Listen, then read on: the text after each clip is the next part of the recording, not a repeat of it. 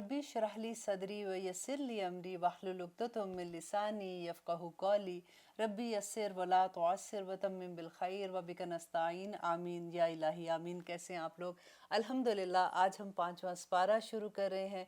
हमने सूरत निसा शुरू की हुई है और आज हम इंशाल्लाह उसकी 24 नंबर आयत करेंगे।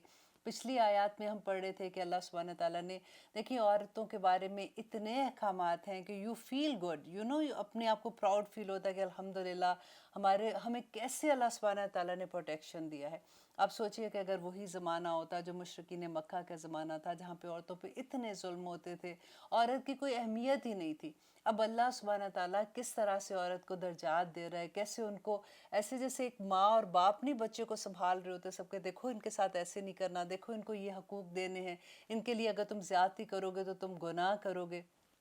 वो सारी रस्में जो मैं आपसे पहले बता चुकी थी कि किस तरह से ये लोग करते थे कि वो जो माँ होती थी उसके साथ सुतेला बेटा, जब बाप फौत हो जाता था तो कैसे शादी कर लेता था, और अगर नहीं उसको पसंद आती थी तो सारी उम्र के लिए उस औरत को अपने साथ घर में ही रखता था और उसकी कोई ज़िंदगी नहीं होती थी।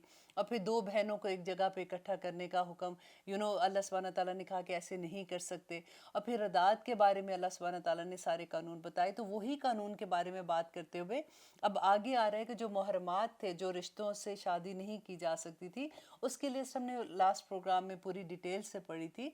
तो अब हम देखते हैं कि आगे अल्लाह सुब्हानहू तआला क्या कहते हैं कि वो औरतें भी जो वल मुहसिनातु, और वो शादीशुदा औरतें भी मिनन निसाई, औरतों में से, इल्ला मगर माँ जो मलकत अईमानुकुम, मालिक हुए तुम्हारे दाएं हाथ। अब देखिए यहाँ पे जब हम मुहसिनात है ना, मुहसिनात कहते हैं शादीशुदा औरत को, तो इसका अगर रूट वर्ड देखें तो इसका है हा स्वाद नून। हसन कहते हैं एक किले को। तो जैसे ही ये लफ्ज़ पढ़ते हैं इतना खूबसूरत लगता है कि औरत शादी के बाद एक किले के अंदर आ जाती है। अल्हम्दुलिल्लाह, इतनी महफूज हो जाती है। आपको वो हदीस याद है जिसमें नबी सल्लल्लाहु अलैहि वसल्लम ने कहा था कि जो सदका है ना, जो जब हम अपनी बलाओं को उतारने, मुसीबत के लिए हम जब सदका जब भी हम अदा करते हैं, तो नबी सल्लल्लाहु अलैहि वसल्लम ने कहा कि वो बिल्कुल ऐसे ही है जैसे कोई इंसान खड़ा हुआ है तो सामने से दुश्मन भागा हुआ आ रहा है, और वो जैसे ही उसकी तरफ आ रहा है तो वो आदमी फ़ौरन एक किले में छुप जाता है, और वो उस जो उसके ऊपर तकलीफ़ या मुसीबत या जो भी आ रही होती है उससे महफूज हो जाता है। तो वही जब किले की बात मैं पढ़ी थी तो मुझे ये लगा कि देखें, शादी के बाद औरत जो है वो ऐसे ही महफूज हो जाती है, और अल्लाह सुब्हानहू तआला ये आदमी को कह रहे हैं ना कि कैसे उसने औरत को महफूज रखना है। मिनन निसाई, तुम्हारी औरतों में से जो शादीशुदा औरतें हैं वो भी दूसरों के लिए हराम हो जाती हैं बेसिकली, इल्ला मगर मा मलकत अईमानुकुम, मगर वो जिनके मालिक हुए तुम्हारे दाएं हाथ। अब यहाँ पे लॉन्डी और गुलाम की जब बात आती है तो कई दफ़ा ऐसा होता है कि जब हमें इल्म नहीं होता तो हमारे जहन में बहुत से क्वेश्चंस होते हैं कि ऐसे कैसे जो लॉन्डियाँ थी उस ज़माने में, उनके बारे में क्या था, वो शादीशुदा अगर आदमी थे तो जब लॉन्डियाँ होती थी तो वो उनसे भी उनके वो जिनसी ताल्लुकात कायम कर सकते थे, इजाज़त थी अल्लाह सुब्हानहू तआला की तरफ से। तो बड़े अजीबो गरीब ख्याल आते हैं। तो फिर हम, वही बात है कि जब हमें इल्म नहीं होता तो हम ऐसे ही शर्मिंदा हो रहे होते हैं। तो आज मैं थोड़ा सा आगे सबक को ले जाने से पहले मैं आपको इनके बारे में थोड़ा सा बता दूं, ताकि जहाँ जहाँ भी इनके बारे में अहकामात आएंगे या कोई आयत आती है तो आप आपको अंदाज़ा होगा कि ओ, ये तो ये बात थी। और इस्लाम ने ग़ुलाम और लौंडी को जो इज़्ज़त बख्शी और कितना उनको रुतबा दिया और उसकी क्या पीछे पूरी हिस्ट्री थी, तो आज थोड़ा सा उसके बारे में हम जानते हैं। क्योंकि वो एक्चुअली ये टॉपिक नहीं है, लेकिन क्योंकि इसी तरह से जब जब जहाँ पे ये बात आती है तो दिल में थोड़ी सी खटक होती है कि ये क्या मतलब, लौंडियों के साथ ऐसे क्यों था, ऐसे क्यों इजाज़त दी गई थी कि मतलब जो भी शादीशुदा औरतें हैं वो तुम्हारे लिए हराम है, लेकिन लौंडी हराम नहीं है, तो इसका क्या मतलब है। तो उस ज़माने में क्या था कि आप ये अच्छे से समझ लें कि लौंडी और ग़ुलाम बिकते थे। जैसे मंडी होती है ना, आप कैसे इमेजिन कर सकते हैं कि जैसे आजकल ईद है, ईद पे क्या होता है कि जैसे जब बकरे लेने जाते हैं तो एक बड़ी सी जगह पे बेशुमार बकरे होते हैं और वहाँ से आप अपना जो आपको पसंद होता है वो पिक कर लेते हैं, वो मंडी लगी होती है ना। इसी तरह से इंसानों की मंडियाँ लगती थी, और वहाँ पे जो ग़ुलाम होते थे और वो लौंडियाँ होती थी वो वहाँ पे बिकते थे, और लोग जाके जिनको ज़रूरत होती थी, फॉर एग्ज़ाम्पल किसी का खेत है, उसने वहाँ पे अपने ورکرز دیکھنے ہیں تو وہ وہاں پہ جاتے تھے اور وہ ان کو خرید لیتے تھے، اور پھر وہ ان سے اتنا ظلم ان پہ یہ کرتے تھے کہ ان کا نہ دن اپنا ہوتا تھا نہ ان کی رات اپنی ہوتی تھی، ان سے وہ مشقت ایسی کرواتے تھے۔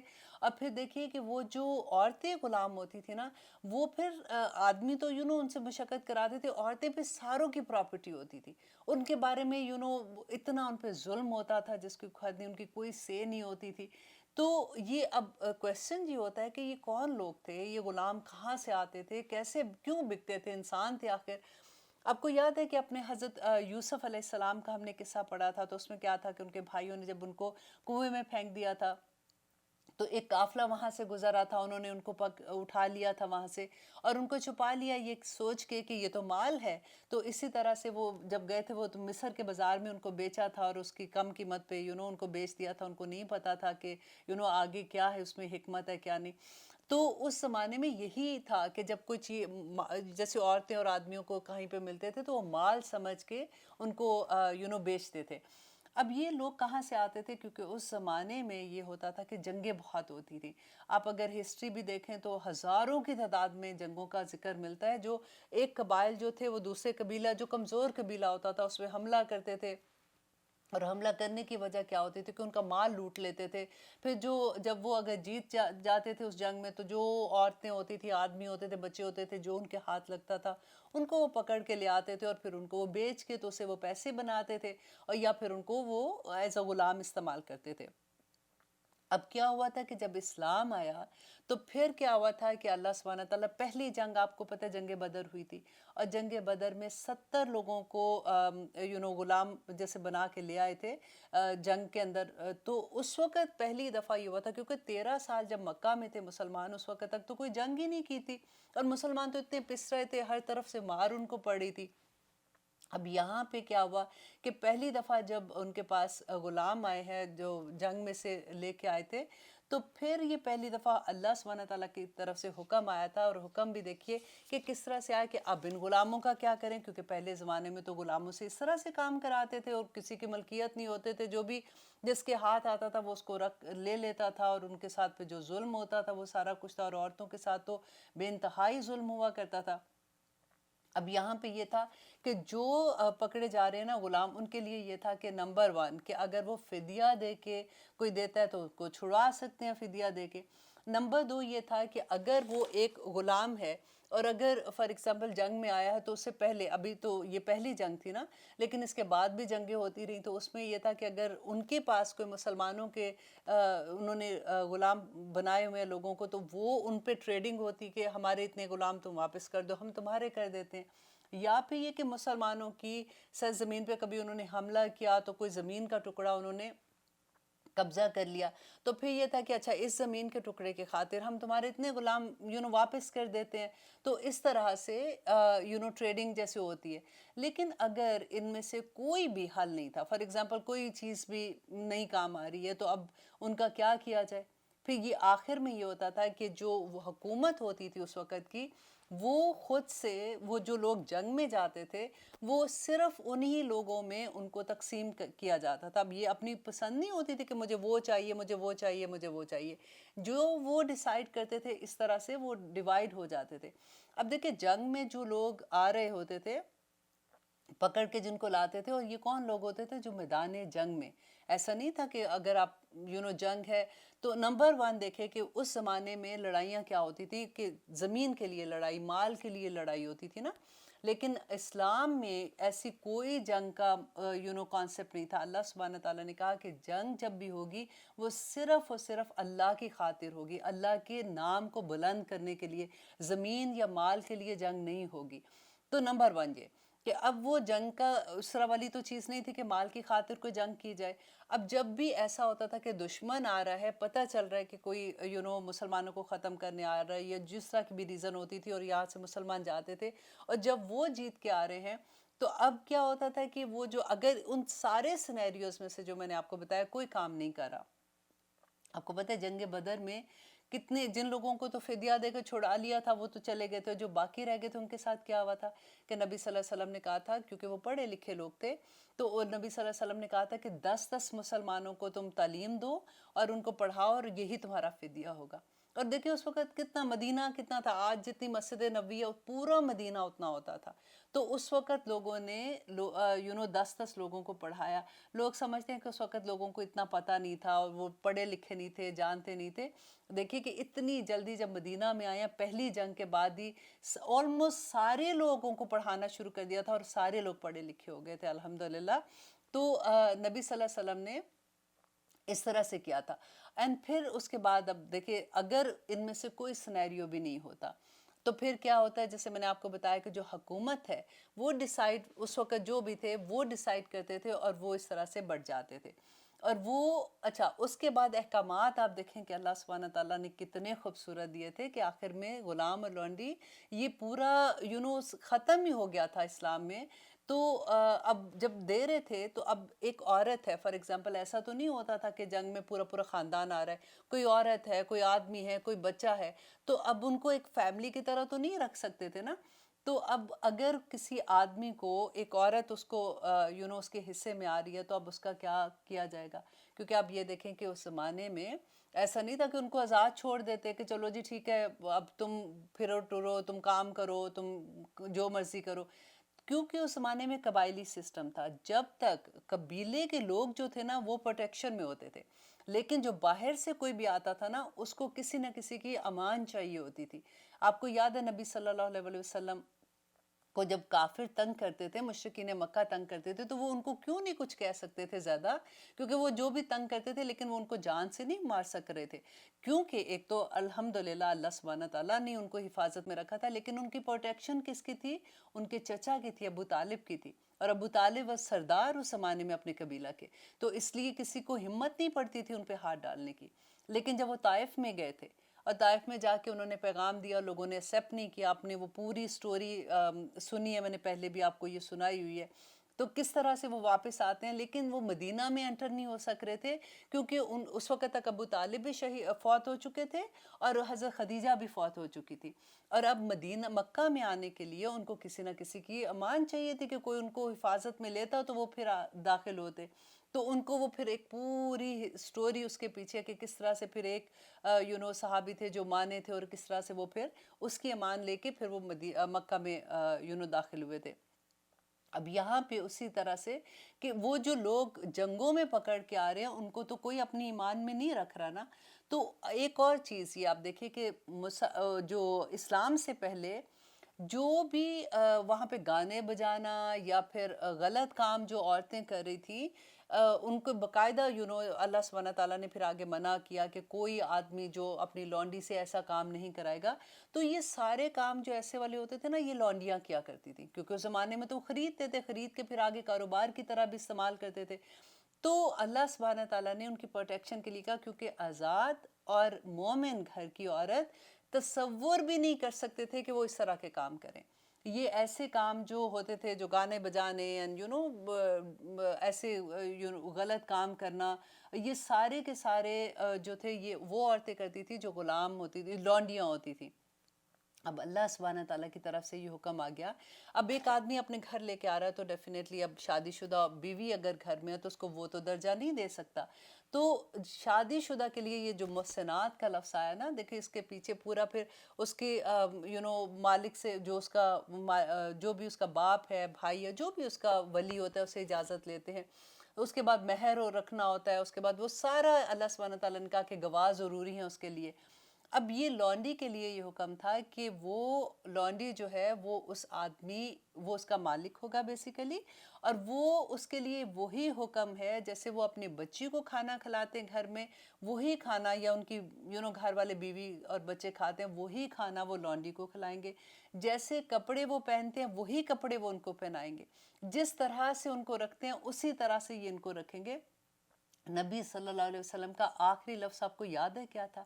آخری وقت میں بھی وہ یہ کہتے تھے کہ اب اے لوگو اب لونڈی اور غلام کے بارے میں اپنے خدا سے ڈرتے رہنا. اتنا فکر تھا ان کو جس کی کوئی حد نہیں کہ کہیں ان کے ساتھ کوئی زیادتی نہ کرنا، کیونکہ یہ پسی ہوئی قوم ہوتی ہے نا. اب آج کے زمانے میں آپ دیکھیں جب ایک تو وہ ہوتا ہے کہ جنہوں نے غلط کام کیا وہ تو جیلوں میں پڑے ہوئے ہوتے ہیں نا. اب عورتوں کی جیلوں میں آج کے زمانے میں بھی جہاں پہ عورتوں کے اتنے حقوق ہیں، جہاں عورتیں اتنی پاور میں ہیں، اس کے باوجود بھی آج کی جیل میں آپ جا کے دیکھیے کہ عورت کا کیا حال ہے.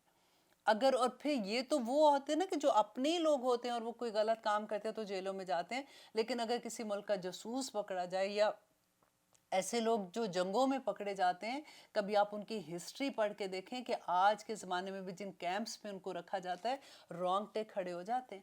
ان عورتوں کی سٹوری پڑھ کے دیکھیں کہ جو پورے لوگوں کی ملکیت ہوتی ہے، ان کی کوئی سے نہیں ہوتی ہے۔ تو آپ دیکھیں کہ اگر وہ پھر پکڑے جاتے تو پھر ان کو کیمپس میں رکھتے یا اس طرح سے کرتے تو پھر کیا حال ہوتا۔ تو اللہ سبحانہ تعالیٰ نے ان کو پوری پروٹیکشن دی کہ جیسے ایک آدمی اس کی جو نیچرل ایک ضرورت تھی وہ بھی وہ اپنے مالک کے ساتھ اس کے، اور دونوں کی رضامندی اس میں ہونا ضروری ہے۔ اگر وہ عورت نہیں چاہتی کہ وہ اپنے مالک کے ساتھ یہ ریلیشن رکھے تو وہ اس کو یہ اختیار تھا کہ وہ اپنی آزادی خرید سکتی تھی کہ میں کہیں کام کر کے تو میں پیسے دے کے تو میں اپنے آپ کو جیسے فدیہ دے کے میں اپنے آپ کو چھڑا سکتی ہوں۔ حضرت جویریہ کے بارے میں آپ پڑھ کے دیکھیے گا کہ کیسے انہوں نے اپنے آپ کو آزاد کرایا تھا، اور نبی صلی اللہ علیہ وسلم نے ان کی آزادی کے پیسے دیے تھے، اور پھر انہوں نے یہ بات کہی تھی کہ اگر تم میرے ساتھ نکاح کرانے کے لیے تمہیں کوئی اعتراض نہیں ہے تو حضرت جویریہ نے کہا تھا کہ I will be very happy۔ تو پھر نبی صلی اللہ علیہ وسلم نے ان سے نکاح کرایا تھا، وہ بھی جنگ میں آئی تھی اسی طرح سے۔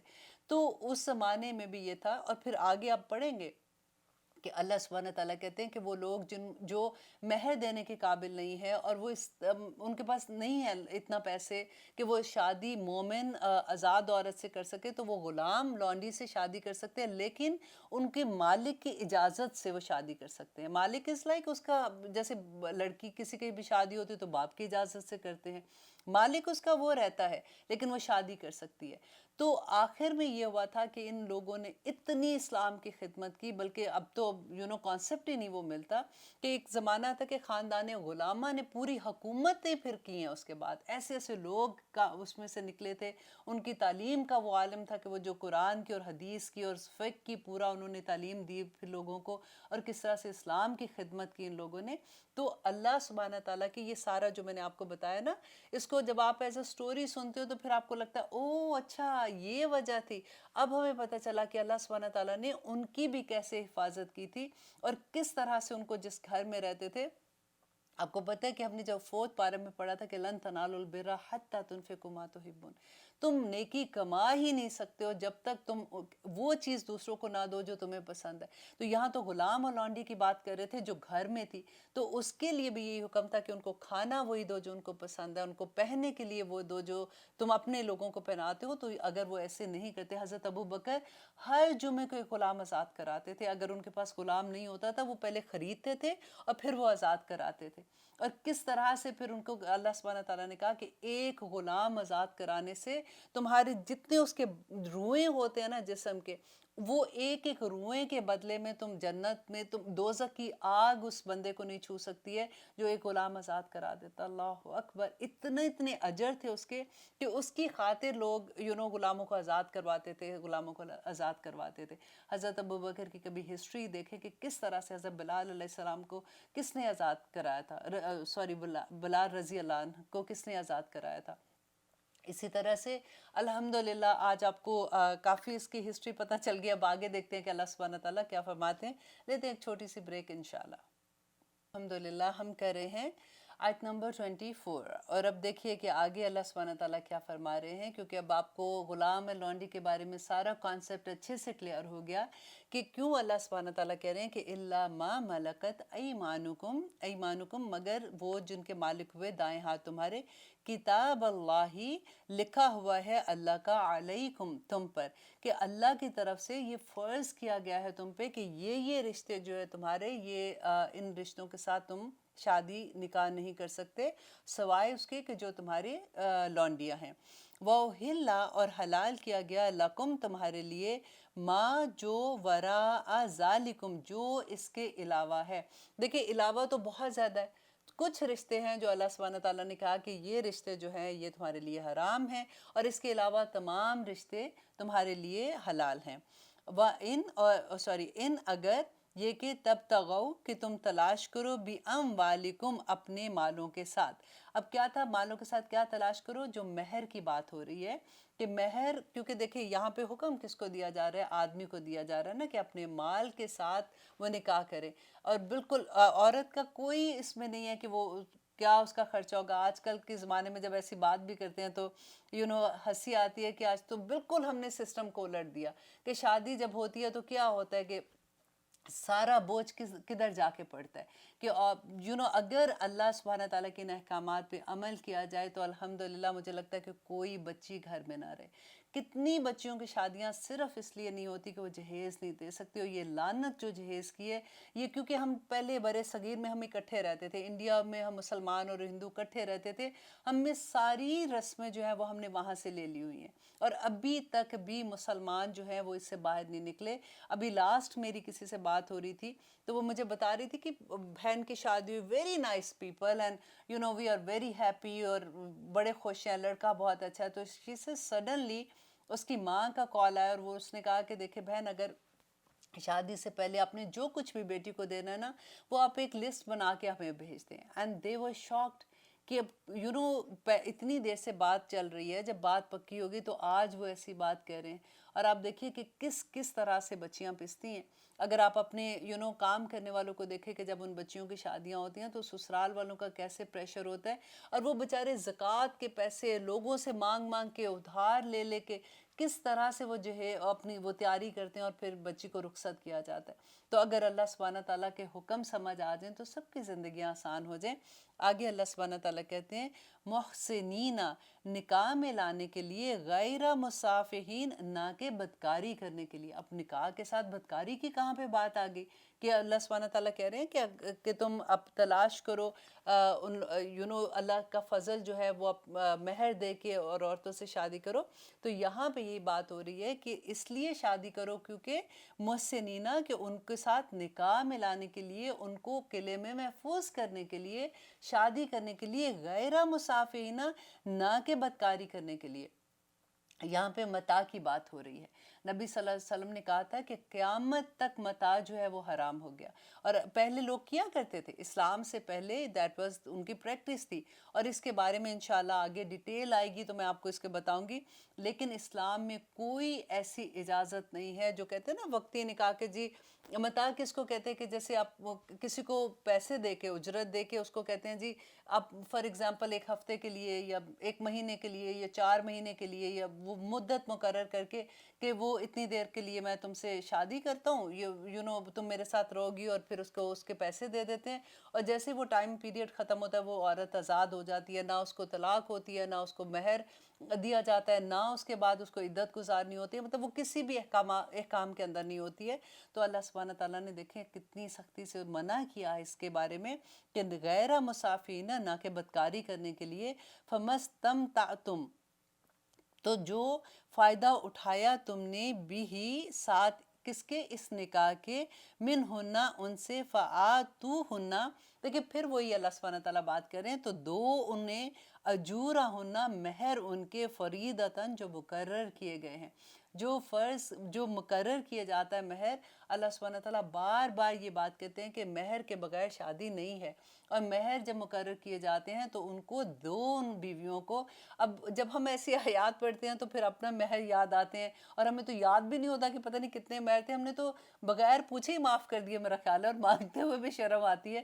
لیکن مجھے لگتا ہے کہ اتنی آیات پڑھ کے نا کہ اتنا اللہ سبحانہ تعالیٰ کا حکم ہے ان کے بارے میں, تو ہمیں اپنے ہسبینڈ سے کہہ دینا چاہیے کہ جو پاکستان میں کیونکہ شادیاں ہوئی تھیں, اب بچوں کی تو خیر یہاں پہ ہو رہی ہیں لیکن ہم لوگوں کی ہوئی تھی, تو وہ مہر کو ڈیوائیڈ انٹو امریکن, جیسے فار ایگزامپل ہمارا 10,000 روپیہ مہر لکھا ہوا ہے تو $10,000 ہمیں دے دیں, ہم آپ کو کچھ نہیں کہتے, ہم آپ کو معاف کریں گے اللہ سبحانہ, جو آپ نے اتنی دیر سے مہر نہیں دیا. لیکن اینی وے بہت سے لوگ دے بھی دیتے ہیں, ایسے کہہ رہی ہوں کہ بڑی کوئی مشکل بات ہے. الحمدللہ مجھے تو یہ لگتا ہے کہ یہ عجیب سی بات لگتی ہے کہ جس سے میری بات ہوئی ہے تو وہ ہنستے ہیں, وہ کہتے ہیں کہ ہم مانگتے ہیں, وہ آگے سے ہنستے ہیں کہ لو اب سارا کچھ تو تمہارا ہی ہے تو اب کیا تم مانگ رہی ہو. لیکن یہ دیکھیں اللہ سبحانہ تعالیٰ نے کہا یہ فرض ہے. ولا جناح, اور نہیں کوئی گناہ, علیکم, تم پر, فیما, اس میں, جو تراضیتم, تم باہم راضی ہو جو بھی, جس پر, من بعدل فریدتی، بعد اس کے کہ مہر مقرر ہو گیا. یہ اس میں ہم لوگ ہی آ جاتے ہیں کہ اپنی خوشی سے ہم نے، میرا خیال ہے خوشی کیا، اتنی خوشی ہوتی ہے شادی پہ تو شروع میں تو ہسبینڈ سے بھی ایسے لگتا ہے کہ نہیں نہیں کوئی بات نہیں، ہمیں کوئی چیز ہی نہیں چاہیے، بس ٹھیک ہے اور الحمدللہ الحمدللہ ثم الحمدللہ. I'm just joking کہ یہ ساری چیزیں ہوتی ہیں. لیکن بات یہ ہے کہ اللہ سبحانہ تعالیٰ جو حکم یہ ہے کہ اگر باہمی رضامندی سے عورت خود سے یہ کہہ دیتی ہے کہ میں مہر نہیں لینا، یا وہ آدھا مہر معاف کر دیتی ہے یا کوئی ایسی چیز ہے، تو وہ یہ کر سکتی ہے، اس میں گناہ کی بات نہیں ہے. ان اللہ، بے شک اللہ، کان ہے علیم، بے انتہا بہت جاننے والا، حکیمن اور بہت حکمت والا. کہ اللہ جانتا ہے کہ یہ تمہارا شروع سے کیا نیت تھی. جب تم نے مہر کی رقم رکھوائی تھی تو کیا تم یہ تو نہیں چاہ رہے تھے کہ بس ہم نے تو لکھ دیا پیپر پہ، دینا کس نے ہے. ہوتا ہے نا یہ بھی کہ دیں گے تو تب دیکھی جائے گی، ابھی تو لکھ دو. کئی دفعہ ہوتا ہے کہ شو کے لیے کہ لوگوں میں بڑی نام ہوگا، اتنے بڑے بڑے مہر لکھ دیتے ہیں. تو اللہ سبحانہ تعالیٰ یہاں پہ یہی کہتے ہیں کہ اللہ سبحانہ تعالیٰ علیمن ہے اور حکیمن ہے.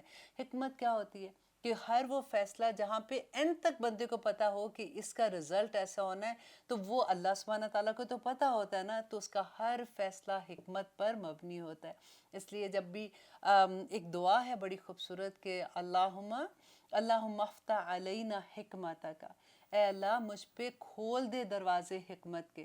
جب آپ کبھی کوئی سورہ یاد کرنا ہوتا ہے نا، یوزلی ہوتا ہے کہ ہم دعا کو یاد کرتے ہیں، ربنا کی دعائیں ہیں یا اللہم کی، تو ہمیں یاد نہیں ہوتی ہیں جلدی، تو پھر بڑی فرسٹریشن ہوتی ہے کہ ہمیں یاد نہیں ہو رہی. تو اگر آپ یہ دعا پڑھ کے یاد کریں گے، آپ بلیو کریں آپ کو اتنی جلدی یاد ہو جائے گا.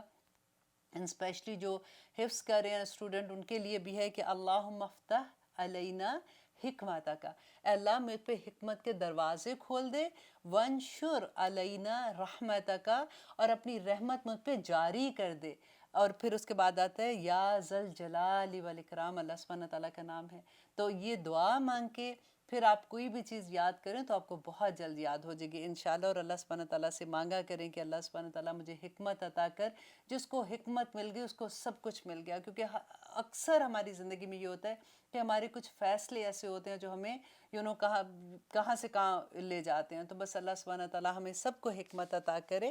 اور آگے دیکھیے کہ اللہ سبحانہ تعالیٰ کیا کہتے ہیں آیت نمبر 25 میں، وَمَن لَّمْ يَسْتَطِعْ، اور جو کوئی نا استطاعت رکھتا ہو منکم تم میں سے، طولاً وسعت کی، مطلب مال میں وسعت، مطلب اس کے پاس اگر اتنے پیسے نہیں ہیں اور وہ استطاعت نہیں رکھتا، ان کے ینکیہا، کہ وہ نکاح کرے، المحسناتی، آزاد عورت سے، المؤمنات، آزاد اور مومن عورت سے نکاح کرنے کی استطاعت نہیں رکھتا، فمما، تو ان میں سے جن کے ملکت، مالک ہوئے، ایمانکم، دائیں ہاتھ تمہارے.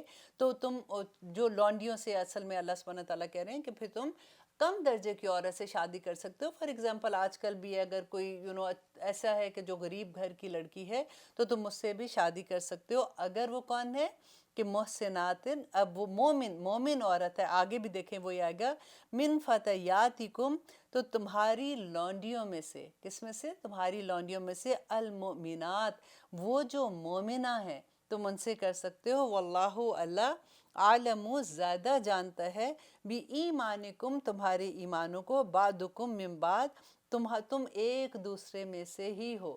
ابھی کوئی لونڈی ہے، غلام ہے تو ہم آدم علیہ السلام کی اولاد نا.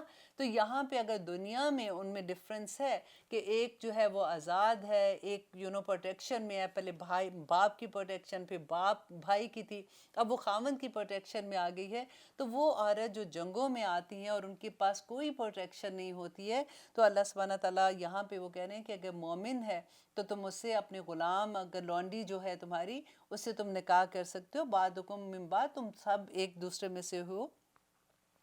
فن کے ہُنّا، تو نکاح کر لو ان سے، بِإِذْنِ، اجازت سے، اہلہنہ، ان کے مالکوں کی اجازت ہے. یاد ہے میں نے پہلے بھی آپ کو یہ بتایا تھا کہ دیکھیے ایون غلام بھی ہے نا، تو تب بھی اس سے اگر نکاح کرنا ہے تو اس کے مالک کی اجازت سے ہوگا.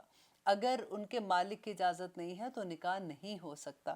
اور آگے ہے وَآتُوهُنَّ، اور دو انہیں، اجورہن، مہر ان کے، بالمعروف، اچھے طریقے سے، بھلے طریقے سے، کہ مہر ان کو بھی دینا ہوگا. محسنات، نکاح میں محفوظ کرنے والیاں، غیر مصافحات، نہ کہ بدکاری کرنے والی.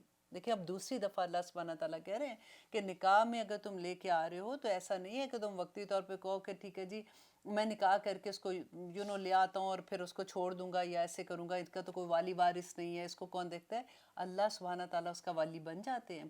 پھر ایسی کوئی بھی چیز کرتے وقت سوچئے گا کہ اللہ جو 2 ہوتے ہیں اس میں تیسرا اللہ سبحانہ تعالیٰ ہوتے ہیں، اور جو 3 ہوتا ہے اس میں چوتھا اللہ سبحانہ تعالیٰ ہوتے ہیں۔ اللہ سبحانہ تعالیٰ اپنے بندوں کو یوں نہیں چھوڑتے، اور خاص طور پہ وہ لوگ جو مظلوم ہوتے ہیں ان کا تو ویسے ہی اللہ سبحانہ تعالیٰ ولی ہوتے ہیں، اور ان کے ساتھ اگر تم زیادتی کرو گے تو اللہ سبحانہ تعالیٰ ان کو دیکھ رہے ہیں۔ اور آگے دیکھیے اللہ کہتے ہیں کہ ولا، اور نہ متخذاتی، اور نہ بنانے والی اخدان، اور چھپے دوست، کہ ایسا نہیں ہے کہ وہ تم لوگ چھپی دوستیاں ان کے ساتھ کر لو، اگر نکاح نہیں کیا تو چھپ چھپ کے ان سے مل رہے ہو یا دوستیاں کر رہے ہو۔ اللہ اکبر! ایسی آیات پڑھ کے تو دیکھیں، اب سورۃ نساء پڑھے ہیں نا، تو ہم سب عورتوں کو بہت خیال سے یہ پڑھنا ہے کہ اللہ سبحانہ تعالیٰ نے احکامات کیا دیے ہیں عورت کو، کس طرح سے اللہ سبحانہ تعالیٰ نے ان کو محفوظ کیا ہے دنیا سے، لوگوں کی نظروں سے، کسی کے ظلم سے، اور ہر جگہ پہ اللہ سبحانہ تعالیٰ نے ان کے لیے احکامات دیے ہیں کہ اگر تم یہ احکامات نہیں پورے کرو گے تو اللہ سبحانہ تعالیٰ کی طرف سے عذاب آئے گا۔ فَإِذَا، پس جب احسنّا، وہ نکاح میں لائی جائیں، فَإِن، پس اگر آتینا، وہ آئیں بفاحشۃ، کسی بے حیائی کے ساتھ، فعلیہن، تو ان پر ہے نصف ما، آدھا جو علی المحسناتی، پاک دامن عورتوں پر ہے، من العذابی، عذاب سزا میں۔ اب دیکھیں یہاں پہ اللہ سبحانہ تعالیٰ نے قانون بھی بتا دیا کہ اگر دیکھیں ہم نے پہلے پڑھا تھا نا کہ جب شادی شدہ عورت ہے اگر وہ کوئی فحاشی کرتی ہے تو اس کی سزا کے بارے میں ہم نے ساری ڈیٹیل پڑھی تھی کہ اس کے بارے میں اللہ سبحانہ تعالیٰ نے کہا تھا۔ اب یہاں پہ یہ کہہ رہے ہیں کہ اگر یہ ایسی عورت ہے جو غلام ہے نا اور لونڈی ہے، تو اگر وہ عورت ایسا فحاشی کرتی ہے اور ہسبینڈ اس کو دیکھ لیتا ہے یا اس کو پتہ جو 4 گواہ والی سارا تھا وہ سارا ہوتا ہے، تو پھر اللہ سبحانہ تعالیٰ وہاں پہ کہہ رہے ہیں کہ ان کے لیے آدھی سزا ہے جو محسن عورتوں کی، جو آزاد عورتیں ہیں ان کے بدلے میں۔ کیونکہ دیکھیں آزاد عورت تو غلط کام کرنا نہیں کرنا چاہیے نا، کیونکہ وہ تو پروٹیکشن میں ہے۔ اب یہ جو لونڈی ہے اگر یہ کوئی ایسا کام کرتی ہے، فار ایگزامپل اس کو کھانا نہیں ہے، اس کے پاس کپڑے نہیں ہیں، اس کے پاس ظلم ہو رہا ہے، اس کو کچھ نہیں، تو ہو سکتا ہے کہ اپنی کسی مجبوری کے خاطر وہ کچھ کر لے، ہو سکتا ہے، رائٹ؟ لیکن جو عورت باپ کی پروٹیکشن میں ہے، بھائی کی پروٹیکشن میں ہے، آزاد عورت ہے، وہ اگر گناہ کرے گی، وہ اگر فحاشی کرے گی تو اس کے لیے پھر وہی سزا ہے جو اگر شادی شدہ نہیں ہے تو اس کو 100 کوڑے ہیں، اور اگر وہ شادی شدہ ہے تو پھر رجم کی سزا ہے، اور اگر یہ جو غلام جو لونڈی ہے تو اس کی آدھی سزا ہے، جیسے اگر کوڑے ہیں تو وہ 50 ہوں گے اس کے لیے۔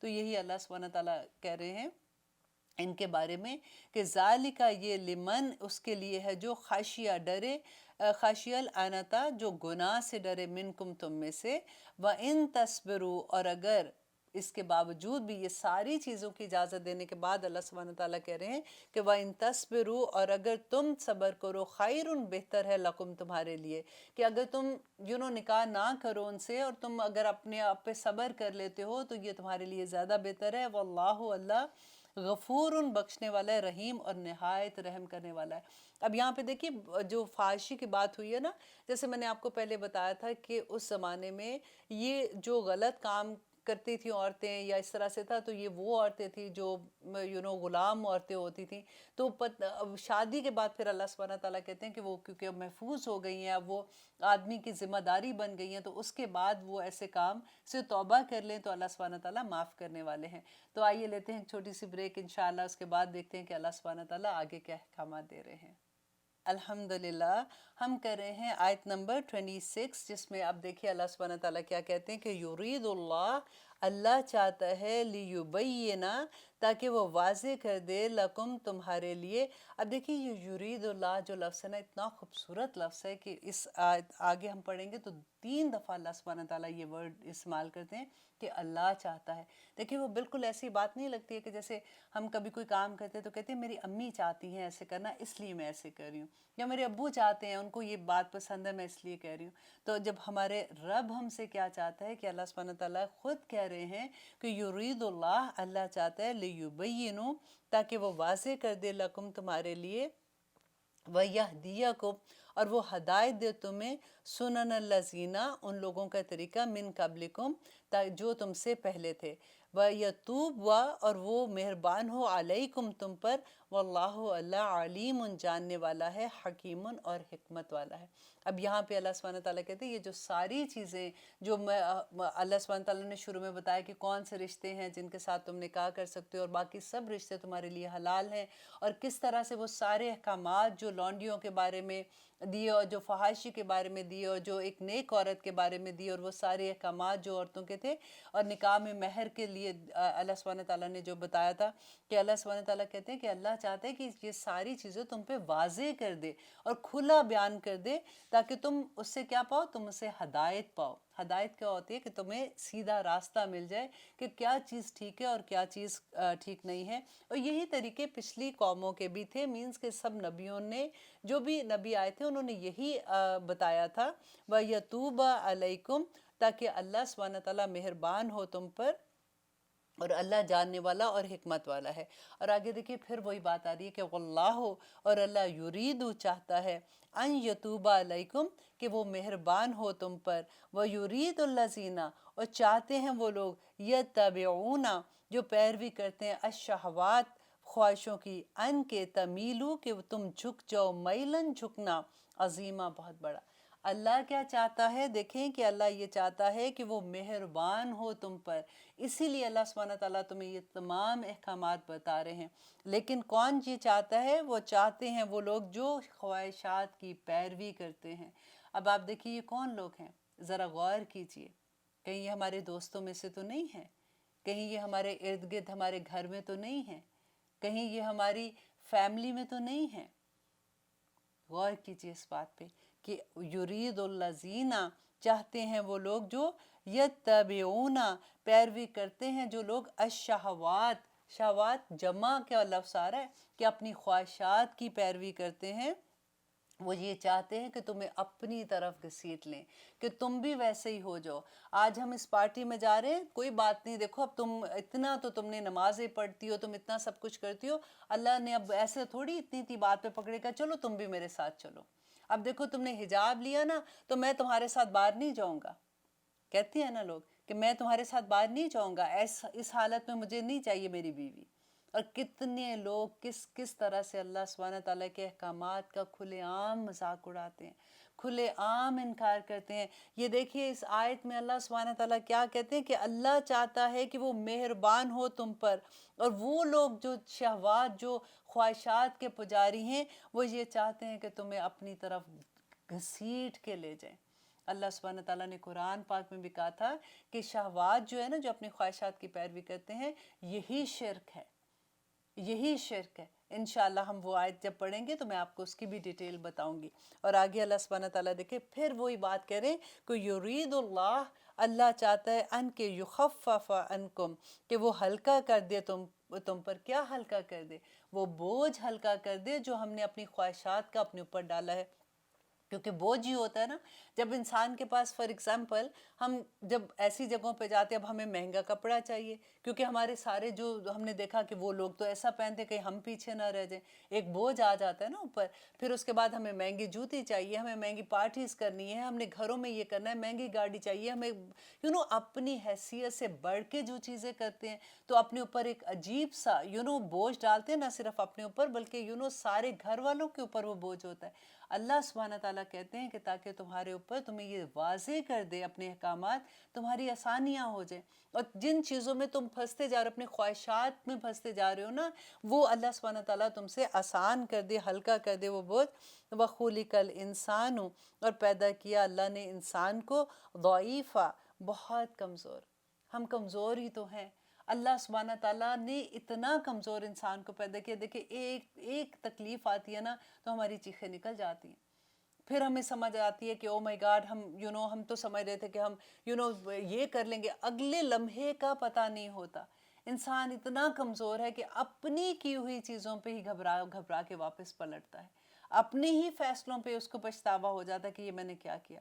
اتنی کمزوری انسان میں ہوتی ہے، اور اس کی سوچ میں بھی، اس کی ہر چیز میں۔ تو جب اللہ کو اپنا ولی بنا لیتے ہیں نا جس کا اللہ دوست بن جاتا ہے اس کی ساری کمزوریاں ہٹا دیتا ہے اللہ سبحانہ تعالیٰ۔ اللہ نے پیدا انسان کو کمزور کیا نا، تو پھر مدد کس سے لینی ہے؟ جو سب سے زیادہ طاقتور ہے۔ پھر اللہ سبحانہ تعالیٰ کے ساتھ جب ہم دعا کرتے ہیں اللہ سبحانہ تعالیٰ سے، تو اللہ سبحانہ تعالیٰ ہمارے ساری کمزوریاں ہمیں سے دور کر دیتے ہیں۔ الحمدللہ۔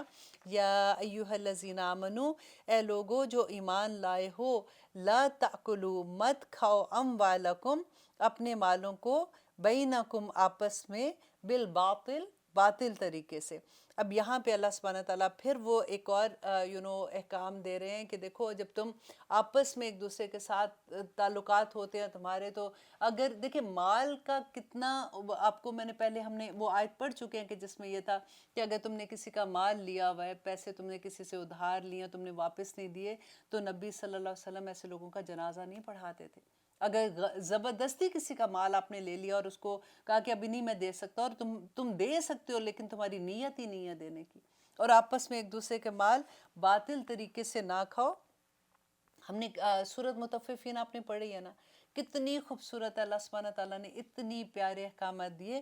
وَيْلٌ لِّلْمُطَفِّفِينَ الَّذِينَ إِذَا اكْتَالُوا عَلَى النَّاسِ يَسْتَوْفُونَ وَإِذَا كَالُوهُمْ أَوْ وَزَنُوهُمْ يُخْسِرُونَ أَلَا يَظُنُّ أُولَٰئِكَ أَنَّهُم مُّبْعَثُونَ لِيَوْمٍ عَظِيمٍ، کہ جب وہ کسی کو دیتے ہیں تو کم دیتے ہیں، لیکن جب وہ واپس لیتے ہیں تو ان کو یہ ہوتا ہے کہ ہمیں پورا ملے۔ کیا وہ لوگ یہ سوچتے کہ انہوں نے کبھی اللہ سبحانہ تعالیٰ کے پاس واپس نہیں جانا؟ ان کو کبھی اللہ سبحانہ تعالیٰ کے ساتھ سامنے جا کے کھڑے نہیں ہونا؟ وہ دن ان کو یاد نہیں ہے جس دن ان کو اپنے ہر عمل کا جواب دینا ہے؟ اللہ سبحانہ تعالیٰ کہتے ہیں کہ تم نے رائی کے دانے کے برابر بھی کسی پہ کوئی ظلم کیا ہوگا، تو رائی کا دانہ آپ یاد کریں ذرا، جس امیجن کہ کتنا چھوٹا وہ دانہ ہوتا ہے۔ اللہ سبحانہ تعالیٰ کہتے ہیں اگر پتھر کے اندر بھی وہ تمہارا عمل ہوگا نا، اگر اچھا ہے تو اس کو بھی کھینچ کے لے آئیں گے، اور اگر برا عمل ہے تو اس کو بھی کھینچ کے لے آئیں گے۔ اللہ سبحانہ تعالیٰ سے دعا کرتے ہیں کہ اللہ سبحانہ تعالیٰ ہمیں ان آیات کو سمجھنے کی، اس پہ عمل کرنے کی توفیق عطا کرے۔ دیکھیے میں بار بار وہی بات کرتی ہوں کہ ہم پڑھنا بہت آسان ہے، سننا بھی بہت آسان ہے، بہت اچھا لگتا ہے جب ہم اللہ کا کلام سنتے ہیں، ہم کوئی اللہ کی بات سنتے ہیں، ہمیں اچھا لگتا ہے، لیکن ساتھ ساتھ دعا کیا کیجئے کہ یا رب العالمین ہمارے عمل بہتر کر دے، ہمیں یہ تمام آیات ہماری عمل میں ڈال دے۔ دیکھیے کہ جب ہم کو بھی ایسا ہوتا ہے نا کہ کوئی کہتا ہے کہ اچھا تم یہ تسبیح کر لو، یہ پڑھ لو، بہت اچھی بات ہے، پڑھنا بھی چاہیے، اور ہمیں بہت اچھا لگتا ہے، اچھا یہ اتنی دفعہ پڑھنی ہم ایزیلی کر لیتے ہیں۔